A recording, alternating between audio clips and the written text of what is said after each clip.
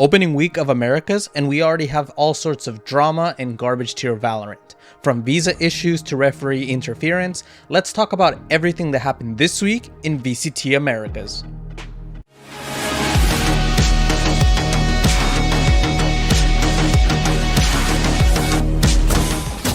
This was a match that most people would just brush off and not think much of, including myself.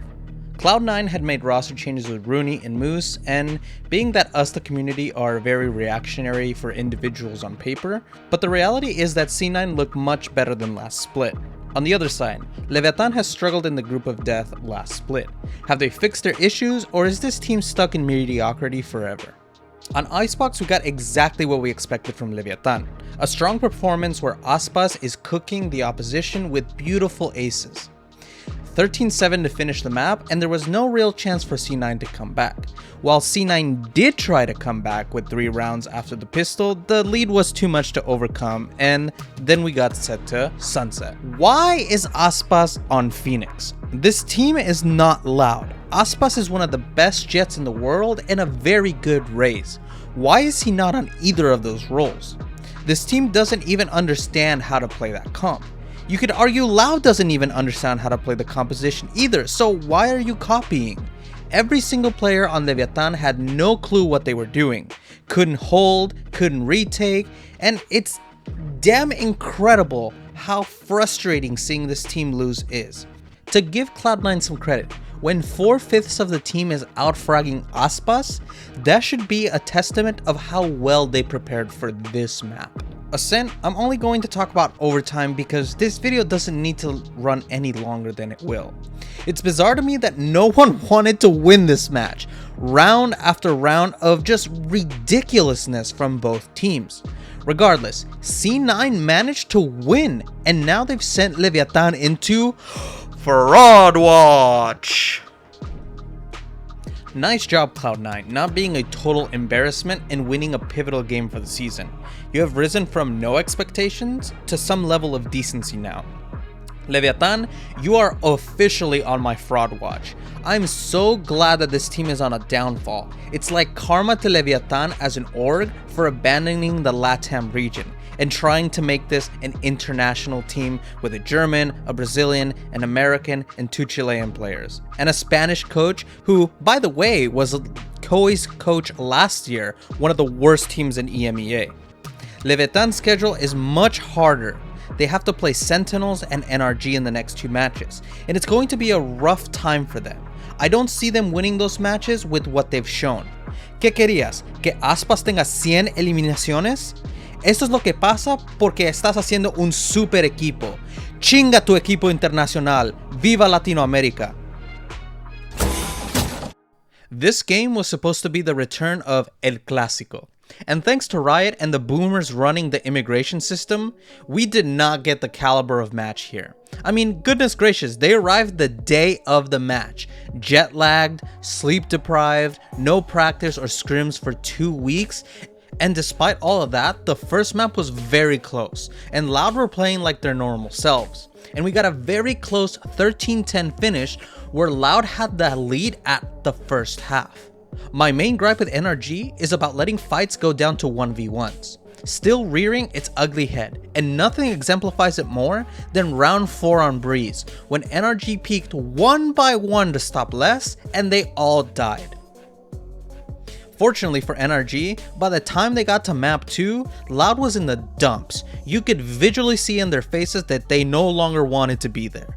This resulted in NRG destroying Loud on map 2.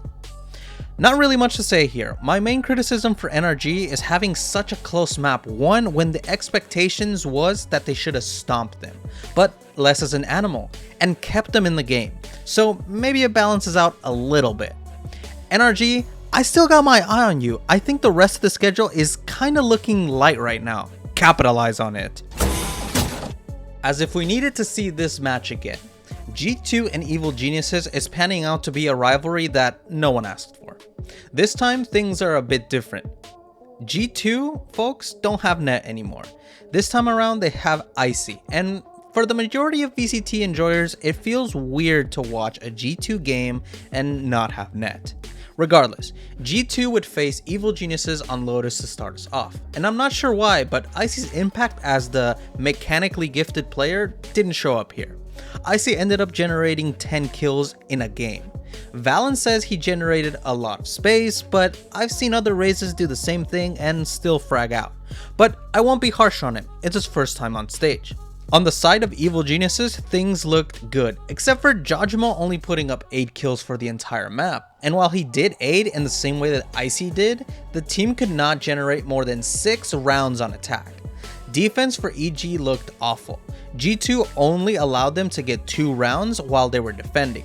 Valyn and Nature were the leaders, and I'm not talking about the in-game leaders, I'm talking about the fragging as well. 21, 13, and 8 for Valyn, and 24, 14, and 9 for Nature. Jesus, what did I just watch on Icebox? G2 gave EG almost nothing on attack. It was just round after round of G2 reading and dismantling EG's push.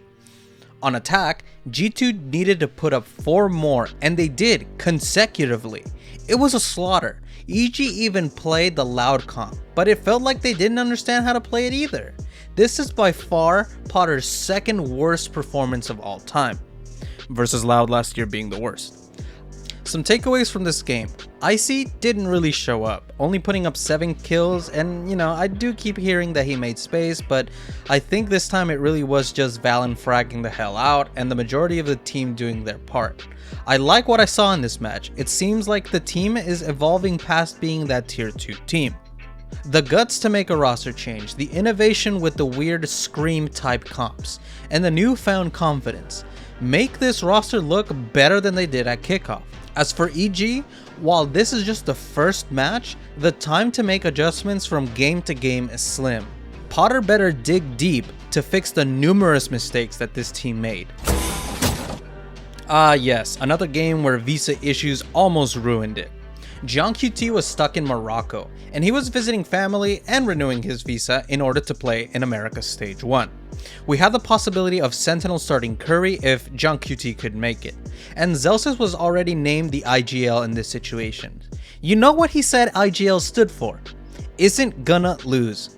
Jesus, thank God JohnQT showed up the day before the match in order to make it. As for 100 Thieves, this match gave them the opportunity to show if they're a contender team. Being an early elimination and kickoff gave them plenty of time to prepare for Sentinels, and there is quite a bit of footage of them playing as well. On Icebox, wait a minute, is that the Masters Madrid trophy? Is Zellsis wearing a jersey with Bundle as his name? I love this team.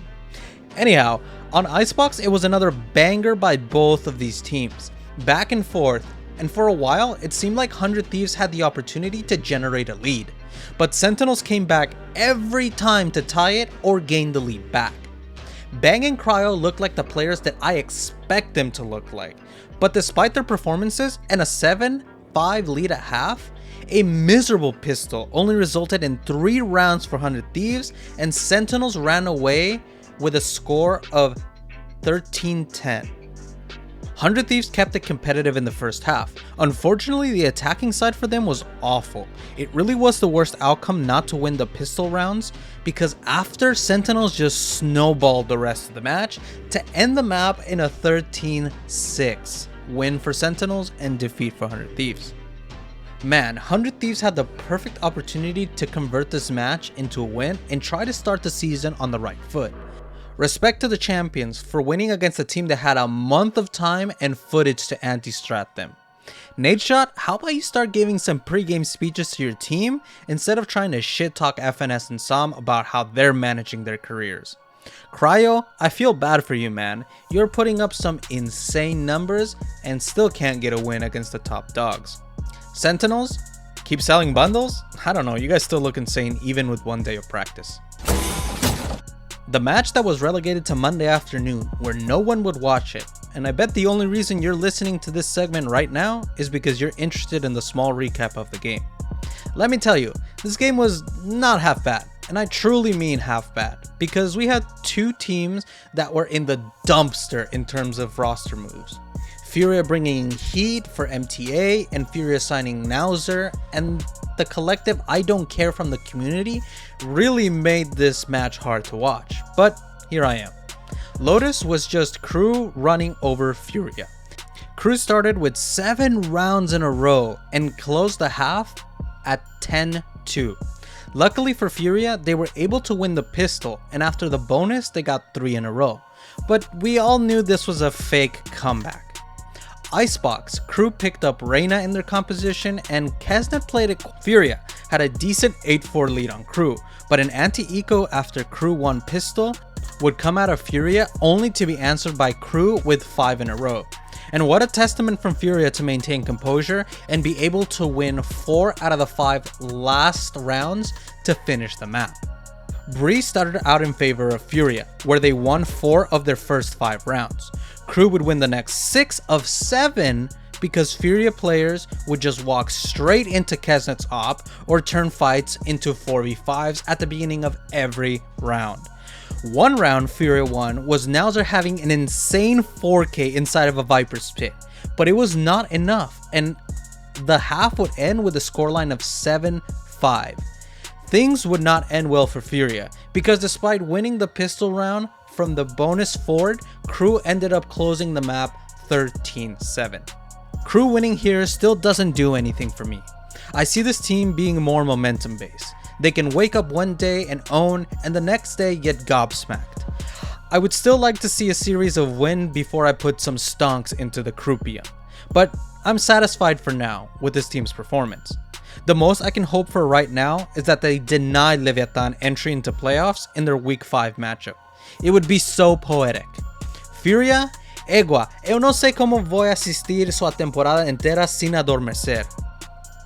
What a way to start VCT Americas. I'm honestly not surprised by anything that happened this weekend. Visas played a huge part in the results. You know what also played into the results this weekend? The lolcal of the week, and it's none other than Riot Games themselves, which did nothing to assist teams with their visa issues or try to reschedule games despite being a multi-billion-dollar corporation. And when faced with tech issues, they also decide to ignore them and fix them as we go. So yeah, congrats Rito, you are the lolcal of the week. Huge shout out to all the channel members for this week. In the gold tier, we have Enkles, No Man Wolf, Amob23, Where Vintage, Juicy J, Juan David Vergara, Here is John. In the silver tier, we have the man SatXN. And in the bronze tier, we have Hal Hades and AGNT Paradox. Thank you for all your support. If you're interested in the shouts out at the end or receiving the haters guide a day before everybody, make sure to join the channel membership for $1 a month. Link in the description below. Make sure to also check out Exit Frag with me, Esports Andy, and other members of the community. Thank you for watching and have a nice day.